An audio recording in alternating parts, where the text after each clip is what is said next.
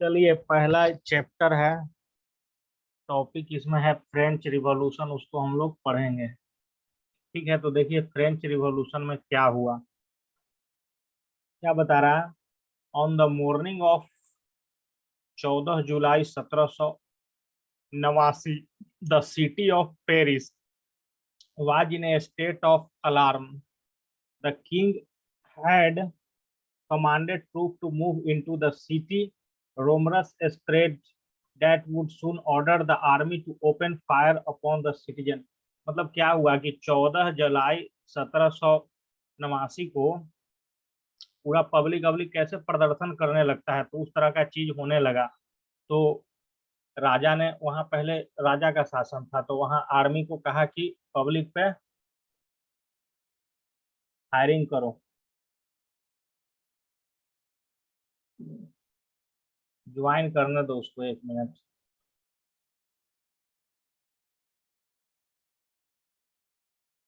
है ना। 14 जुलाई 1789 को कहाँ पे? पेरिस। पेरिस में फ्रांस का राजधानी है। वहां पे क्या किया, राजा ने आर्मी को ऑर्डर कर दिया कि जो सिटीजन है, पब्लिक है, उस पर फायर करने के लिए। प्रदर्शन कर रहा था सब। तो इस प्रदर्शन में क्या हुआ, some 77,000 men and women gathered in the front of town hall and decided to form a people militia. They broke into the number of government building in search of arm. 7,000 आदमी क्या किया कि टाउन हॉल के पास इकट्ठा होके, और वो अपना खुद का आर्मी बनाना का सोच लिया पब्लिक, और सगरों गवर्नमेंट बिल्डिंग को तोड़फोड़ करने लगा। और जो क्या था, वेपन्स बोलते हैं, आर्म्स बोलते हैं, औजार बोलते हैं, गोली पिस्टल बारूद, ये सब चोरी करने लगा बिल्डिंग में से। ठीक है। Next, finally a group of several hundred people marched towards the eastern part of the city and stormed the fortress prisoner, the Bastille, where they hoped to find forward ammunition. The armed tide that follow, एक minute भाई। Commander of the Bastille was killed and the prisoner released, though there were only 7 of them. Yet the Bastille was hated by all because they stood for the despotic power of king. देखो, इसमें French revolution नहीं, इसमें पढ़ेंगे तो समझ में आएगा नहीं। इसको हम लोग पीपीटी इसका निकालते हैं गूगल से। ठीक है, वैसे कहानी टाइप के समझाना पड़ेगा तो हो जाएगा लफड़ा वाला काम। 1 मिनट रुको, फ्रेंच रिवॉल्यूशन का पीपीटी निकालते हैं।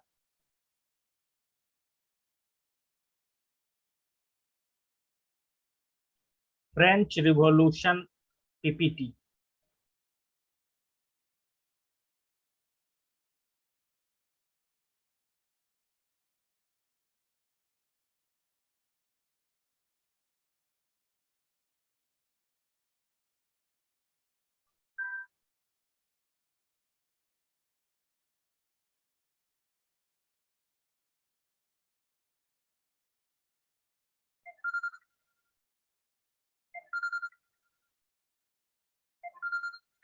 एक मिनट। हेलो। हाँ,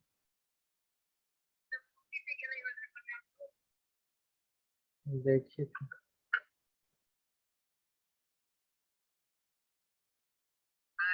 देखिए 2610।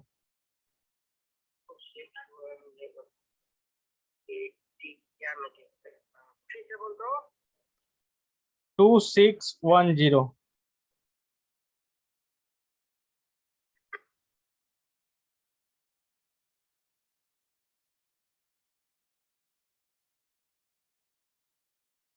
चलो भाई, आवाज जा रहा है ना सबको? आवाज जा रहा है कि नहीं? अब यहाँ फ्रेंच रिवॉल्यूशन पढ़ेंगे, अच्छा से समझ में आएगा। वो एनसीईआरटी अपने से रीड कर लेना, उसको कहानी पढ़ने में मजा नहीं आएगा।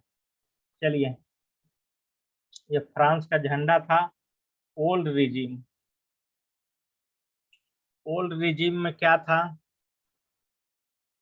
मतलब पुराने जमाने में फ्रांस रिवॉल्यूशन से पहले वहां का व्यवस्था बता रहा है कि socio political system which extended to most of the Europe during the 18th century.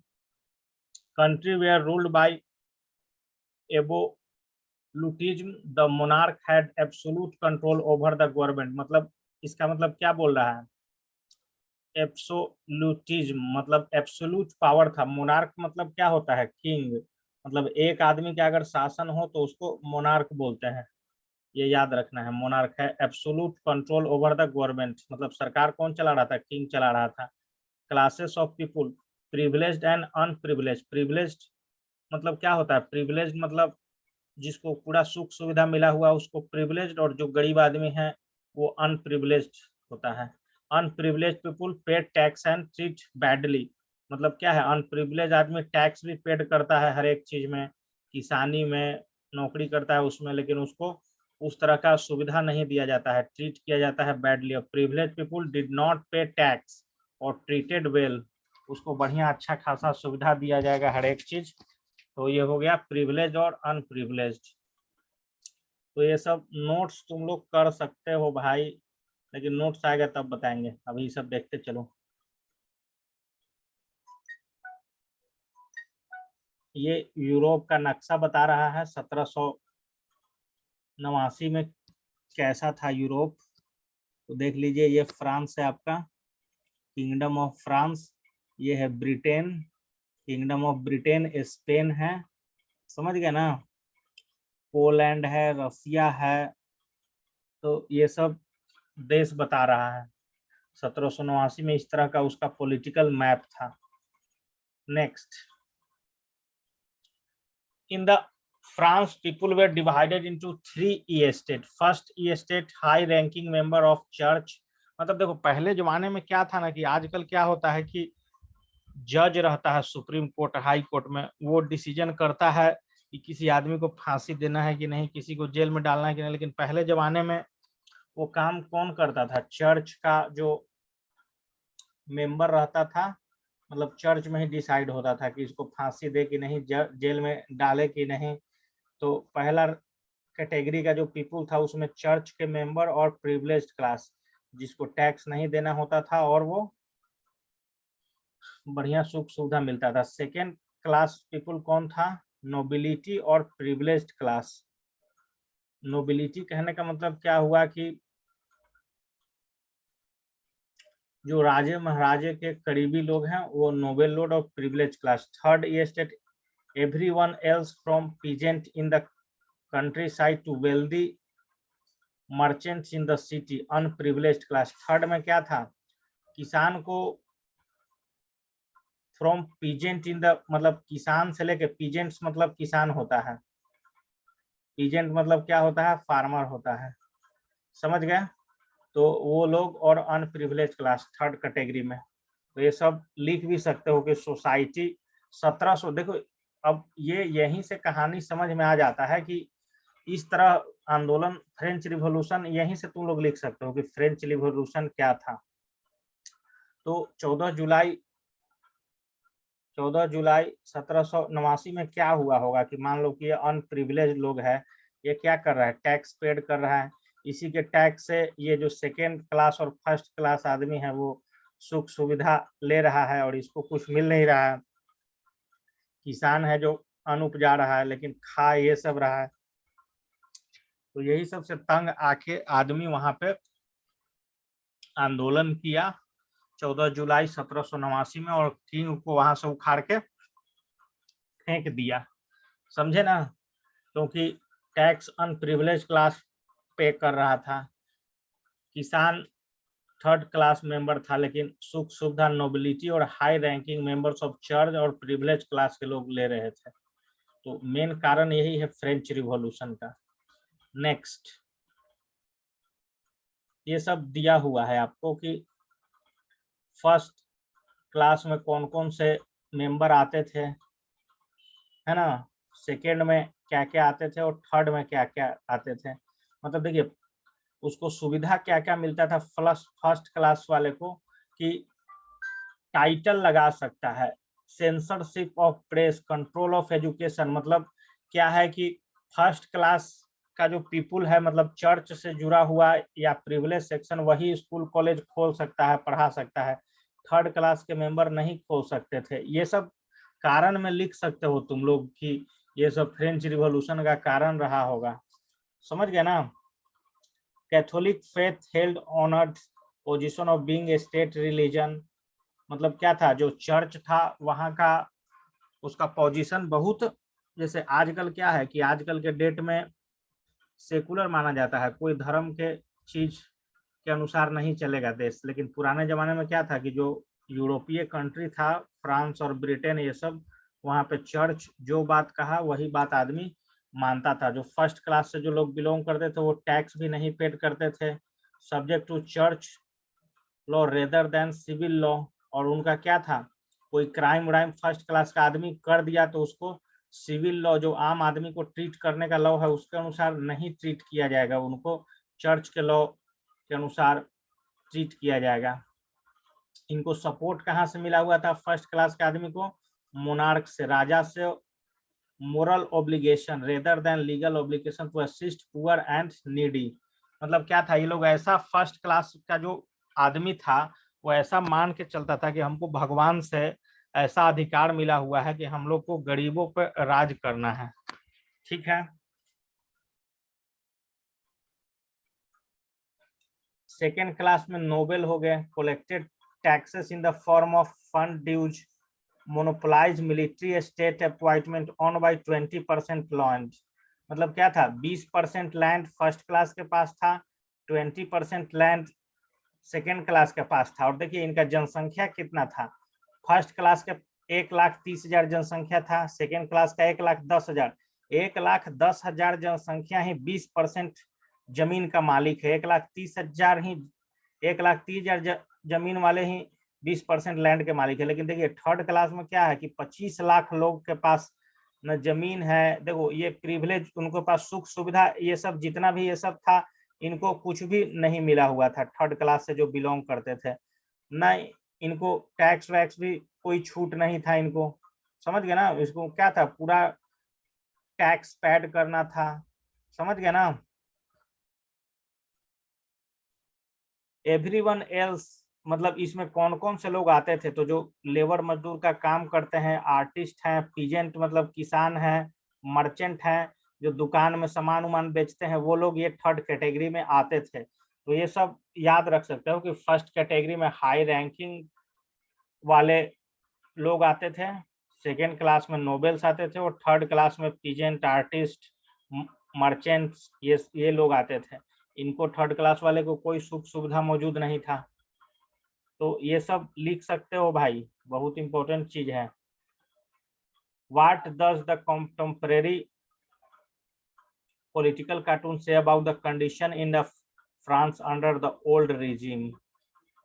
समझ गए ना। अब ये सब क्या है, जैसे कि ये जो फर्स्ट क्लास का मेंबर है, जो राजा है, देख रहे हो कैसे पब्लिक पे शासन कर रहा है, उसको दबा के बैठा हुआ है।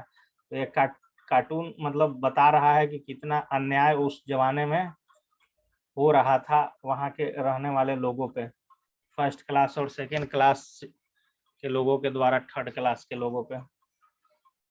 पहले जमाने में ब्रिटेन का भी सुनोगे तो वहाँ पे ट्रेन में भी फर्स्ट क्लास रहता था, तो उसमें आप नहीं चढ़ सकते हैं टिकट भी लेके।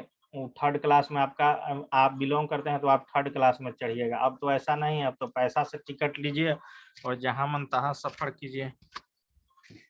नेक्स्ट, समझ में आ रहा है कि नहीं अभी तक? नहीं जा रहा है साउंड?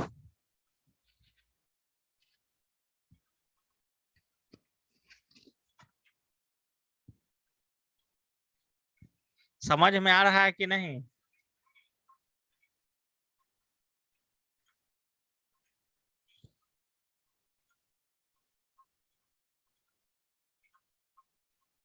चलो next, government under the old regime, मतलब ये सब ओल्ड रिजीम कहने का मतलब है कि उसका फ्रांच रेवोल्यूशन से पहले का ये सब बात कर रहा है। तो क्या था, monarch ruled by divine right, मतलब बतेबे किए अभी को वैसा मान के चलता था कि भगवान से उसको वरदान मिला हुआ है कि वही वहां का शासक होगा, ऐसा वहां का राजा महाराजा मान के चलता था। God put the world in motion, मान के चलता था कि जो दुनिया है उसको भगवान चला रहे हैं। God put some people in position of power, मतलब सब मान के चलता था कि भगवान ने हमको इतना पावर दिए हैं और किसी को गरीब बना है। Power in given by God, no one can question God, और भगवान जब हमको राजा बनाया है तो कोई भी आदमी हमसे क्वेश्चन नहीं पूछ सकता कि इतना अन्याय क्यों कर रहे हो, इतना टैक्स, जो राजा कह दिया वही। No one can question someone put in power by God. Questioning the monarch was blasphemy because it means questioning God, मतलब राजा से अगर क्वेश्चन पूछिएगा तो माना जाएगा कि आप भगवान से क्वेश्चन पूछ रहे हैं और आपको सजा दे दिया जाएगा, है ना। मान लो कि राजा कह दिया कि तुम्हारे यहाँ इतना अन्न उपजाए हो, पूरा अन्न हमको दे देना है तो दे देना है, ये नहीं पूछना है कि हम खाने के लिए क्या रखेंगे। जो किसान अन्न उपजाता था उसको दे देना रहता था। क्वेश्चन कीजिएगा तो समझा जाएगा कि आप भगवान से क्वेश्चन कर रहे हैं और आपको सजा दे दिया जाएगा। तो ये सब फ्रेंच रिवॉल्यूशन के पहले का सब कहानी चल रहा है।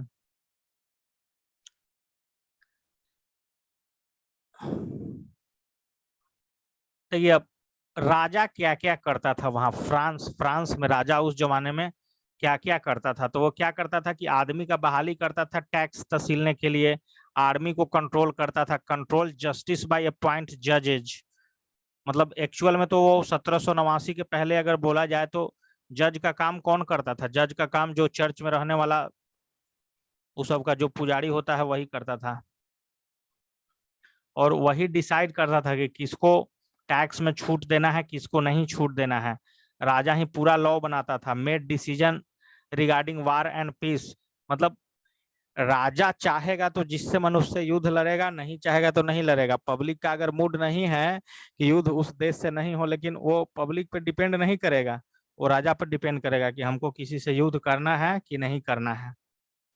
तो ये सब कहानी वहां पे चल रहा था फ्रांस में। Next page.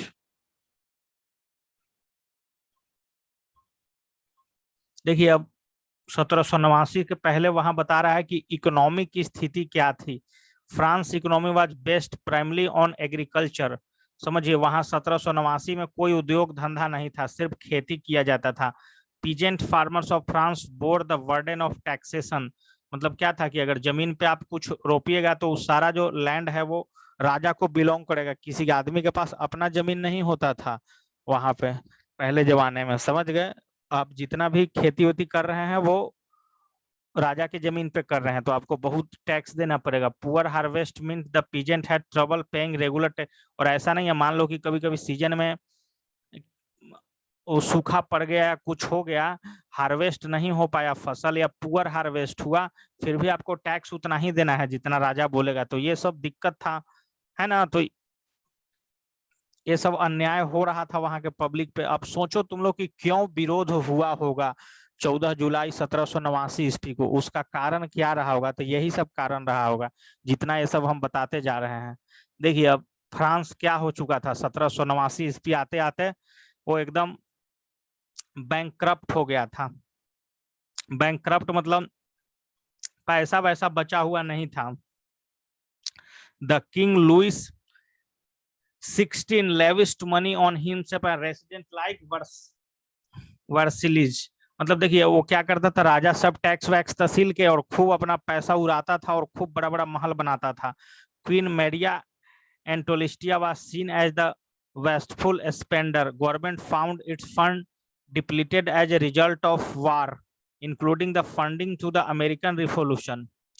देखिए अब क्या कर रहा है कि अब फंड को government found its fund depleted as result of, अब देखिए अब फ्रांस का पैसा है और अमेरिका रिवॉल्यूशन में तुम लगा रहे हो। वहां का राजा क्या था कि पब्लिक को भड़काने के लिए अमेरिका के खिलाफ, अमेरिका के पब्लिक को पैसा दे रहा है और वहां के पब्लिक को कुछ खर्चा नहीं कर रहा है।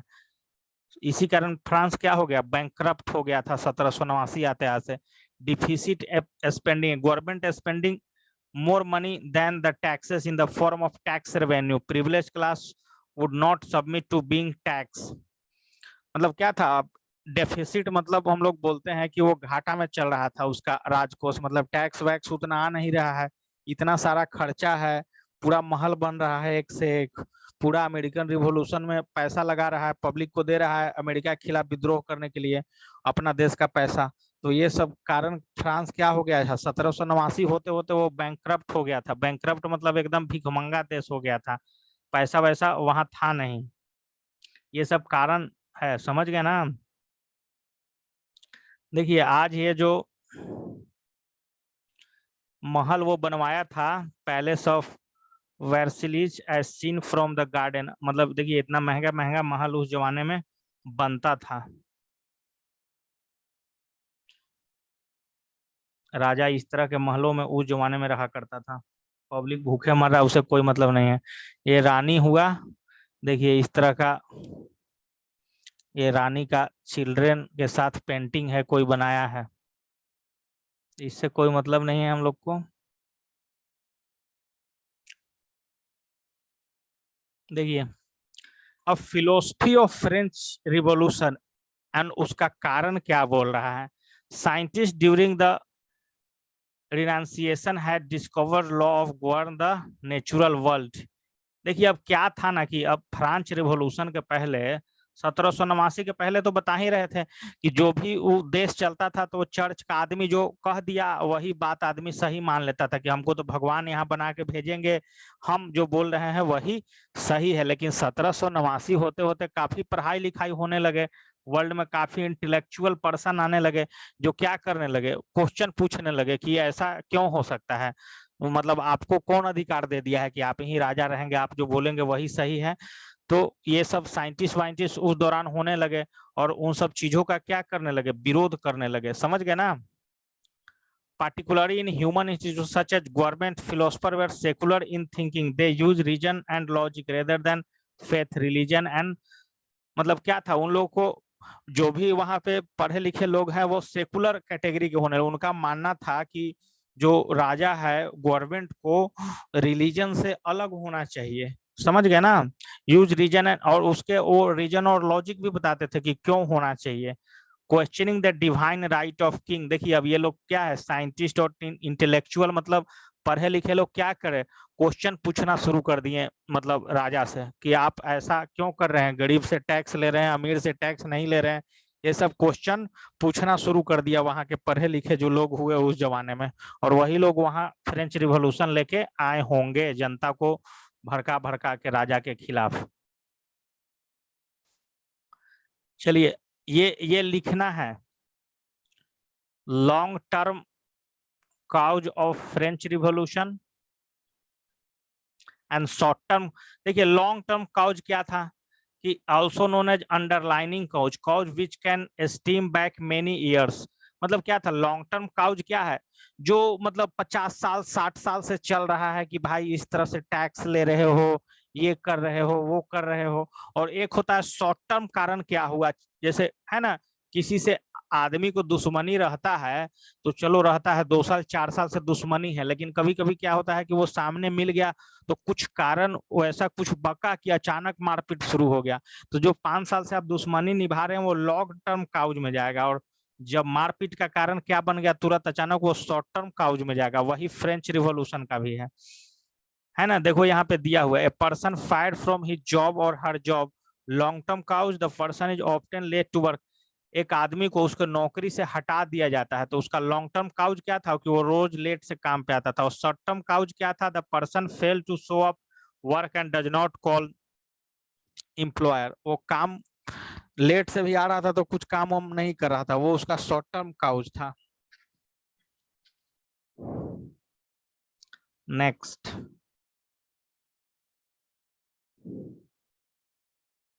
चलिए तो फ्रेंच रिवॉल्यूशन का लॉन्ग टर्म काउज क्या है, तो क्या है, एब्सोल्यूटिज्म। एब्सोल्यूटिज्म मतलब क्या है कि king is divine right to rule. Divine right to rule का मतलब क्या है कि किंग को सबसे ज्यादा पावर है, मतलब जितना लॉ है वही बनाएगा, वही तय करेगा टैक्स कौन देगा नहीं देगा, किसको सजा मिलेगा नहीं मिलेगा। तो ये सब क्या है, long term cause of French revolution. Unjust socio political system, poor harvest, मतलब क्या है, कभी कभी पुअर हार्वेस्ट आ जाता था, मतलब बढ़िया से खेती बाड़ी नहीं हो पाया तो टैक्स वैक्स देना पड़ता था। इन्फ्लुएंस ऑफ इनलाइटमेंट फिलोसफी, ये इंपॉर्टेंट है। इनलाइटमेंट का मतलब क्या होता है कि पढ़े लिखे लोगों का क्या होने लगा, 1789 ईस्वी आते आते 1775 ईस्वी आते आते पढ़े लिखे लोगों का संख्या बढ़ने लगा फ्रांस में। ये भी फ्रांस रिवॉल्यूशन का लॉन्ग टर्म काउज है। और पढ़े लिखे लोग क्या करने लगे, वो चर्च का विरोध करने लगे, राजा से क्वेश्चन पूछना शुरू कर दिए। और का क्या क्या कारण है, system of mercantilism where restricted influence of other successful revolution. मतलब फ्रांस रिवॉल्यूशन के पहले क्या हो चुका था, अमेरिकन रिवॉल्यूशन। तो वो दूसरे जगह देख देख के भी आदमी क्या हो रहा था, यहाँ पे सीख रहा था। देखिए, दो गो रिवॉल्यूशन फ्रांस रिवॉल्यूशन के पहले हो रहा था। अमेरिका में क्या किया, राजा को हटा के खुद वहां पब्लिक सत्ता में आ गया। 1775 से 1783 में युद्ध चला अमेरिका में, पब्लिक और वहां के रूलर के बीच, और अमेरिका फ्री हो गया, मतलब अपना डेमोक्रेसी स्थापित कर लिया। उसी तरह से इंग्लैंड में भी रिवॉल्यूशन हुआ 1688। तो ये दोनों आंदोलन को पढ़ पढ़ के या सुन सुन के लोग फ्रांस के भी प्रभावित हो चुके थे। समझ में आया कि नहीं, समझ में आया,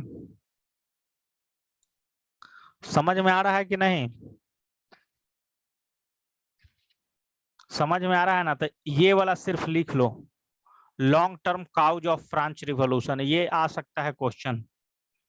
चलिए, ये सब पॉइंट बना बना के लिख लेना है, और इसका मतलब पता होना चाहिए आपको। इनलाइटेनमेंट का मतलब क्या है कि पढ़े लिखे फिलोसफर का मतलब क्या है कि पढ़े लिखे लोगों का संख्या बढ़ रहा था, जमाना बदल रहा था, लोग अंधभक्ति अंधविश्वास से ऊपर उठ के साइंस और टेक्नोलॉजी के एज में आ रहे थे, मतलब जाग रहा था दुनिया। तो इसको लिखो भाई, कितना कारण दिया हुआ है लॉन्ग टर्म रीजन, 1 2 3 4 5 6, 6 गो कारण दिया हुआ है। जल्दी लिखो इसको।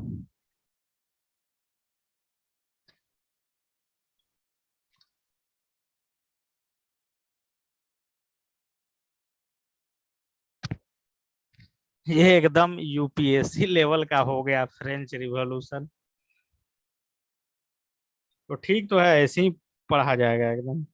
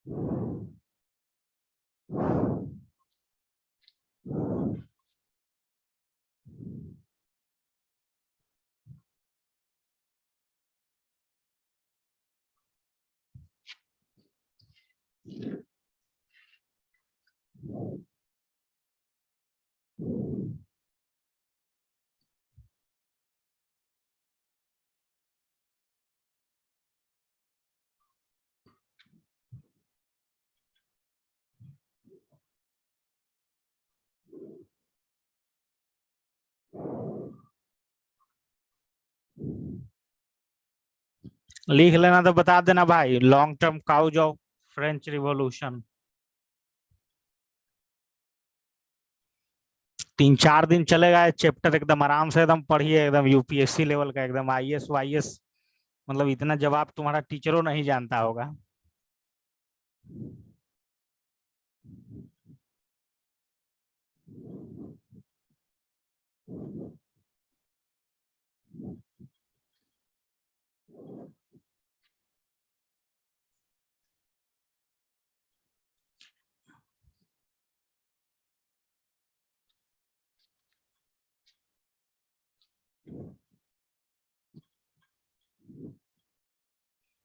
अरे लॉन्ग टर्म बुक में रहता नहीं है, क्वेश्चन आ जाता है ये सब। बहुत सारा क्वेश्चन तुम 10th में देखोगे ना कि एनसीईआरटी में, वो सब तो पढ़ना भी नहीं है, लेकिन क्वेश्चन आ जाता है, क्वेश्चन बनाने वाला यही सब देता है। मतलब फ्रेंच रिवॉल्यूशन का तो भाई अब काउज तो आएगा, लॉन्ग टर्म तुम लिखो चाहे शॉर्ट टर्म लिखो, तो इसको तुम बांट के लिख देना बढ़िया से कि लॉन्ग टर्म काउज ये और शॉर्ट टर्म काउज ये है। अब जो रेजोनेंस रेजोनेंस एलिन वेलिन में सब 9 से 6 से जाके पढ़ता है तो वो सब तो यही पढ़ता है। बैजू उजू में जो क्लास करवाता है तो वो तो थोड़ा बहुत एनसीईआरटी से ज्यादा पढ़ाएगा ना।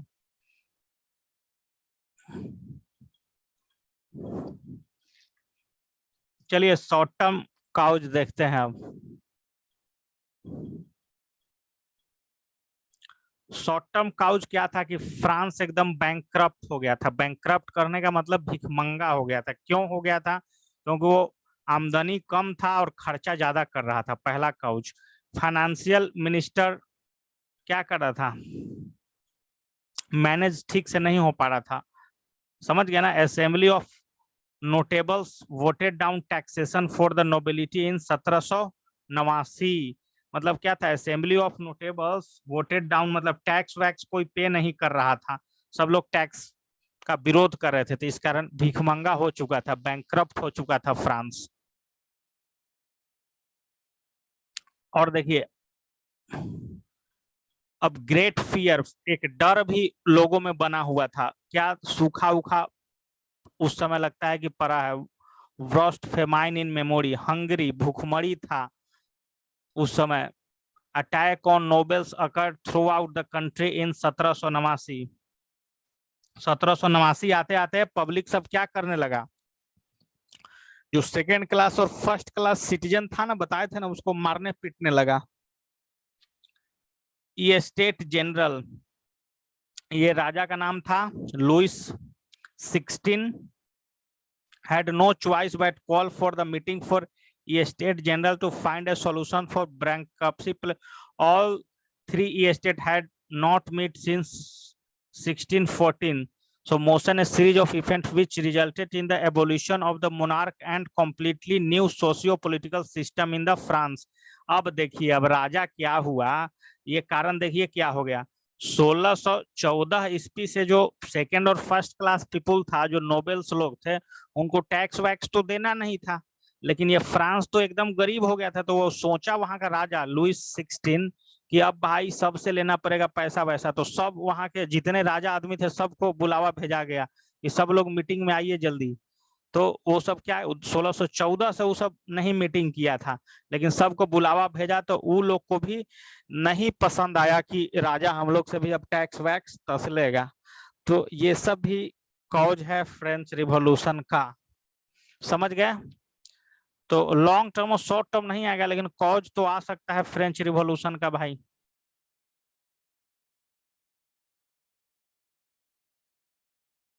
समझ गए ना?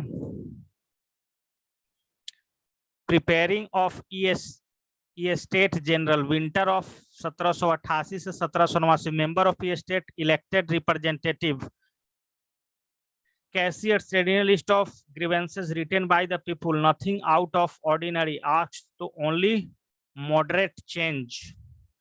मतलब क्या था कि अब कुछ जो राजा का चेंबर रहता था उसमें क्या था, कुछ इलेक्टेड जनता से चुन के रिप्रेजेंट, राजा समझ गया कि पब्लिक पब्लिक विरोध करने लगा, तो कुछ राजा वहां के रिप्रेजेंटेटिव को चुन चुन के अपने पास बैठाने लगा था। The 3E estate, 3E estate मतलब समझ रहे हो ना? 3E एस्टेट मतलब ये राजा हो गया, ये सेकेंड क्लास वाला हो गया होगा, एकदम सबसे जो गरीब आदमी रहता होगा। एक contemporary cartoon showing the third E estate welcoming the nobles and the, देखो ये दोनों क्या है, गरीब आदमी वाला था। थर्ड ई एस्टेट हम लोग पढ़े थे ना, ये गरीब है, राजा का वेलकम कर रहा है। देखिए अब राजा अब देखा कि अब भाई अब ये सब पूरा मारना ना शुरू कर दिया है, तो सब गरीब गरीब आदमी से जाके फिर उसको डैमेज कंट्रोल करने के लिए मिलने जाने लगा।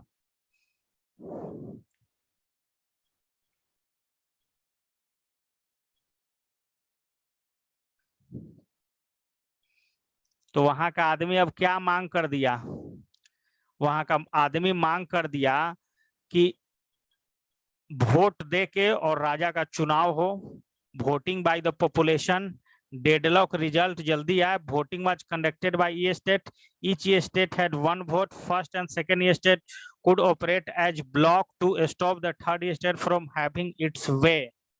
समझ गए ना, मतलब फर्स्ट और सेकंड मिल के चाह रहा था कि थर्ड वाला लोग क्या करे, वोट ना दे पाए, लेकिन थर्ड क्लास का जो पीपुल था, ई स्टेट को क्लास मान सकते हो, थर्ड क्लास वाले demanded eight voting by the, मतलब पूरा जनता को दिया जाए वोट करने का मौका और राजा चुनने का मौका। 1789 में यह हो गया।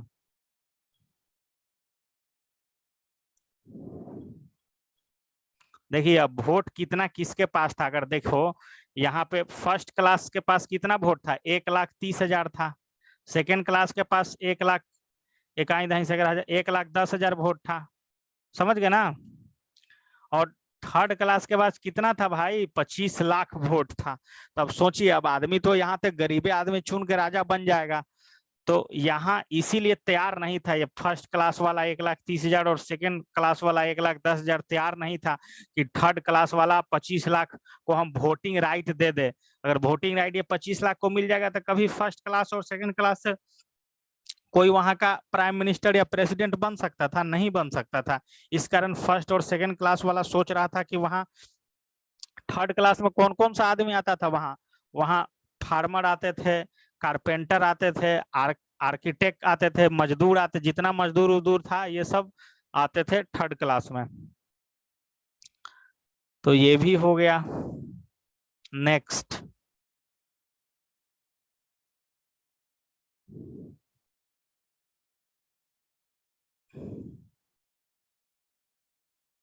चलिए यहाँ पे अब देखिए कुछ क्वेश्चन दिया हुआ है, इसका तुम लोग क्वेश्चन खोज सकते हो।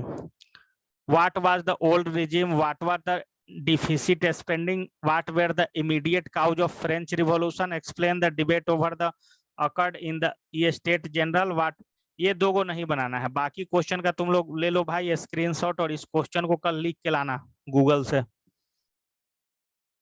समझ गए ना। चलिए लिख के लाना है कल, 7 क्वेश्चन इसमें बना के लाना है कल।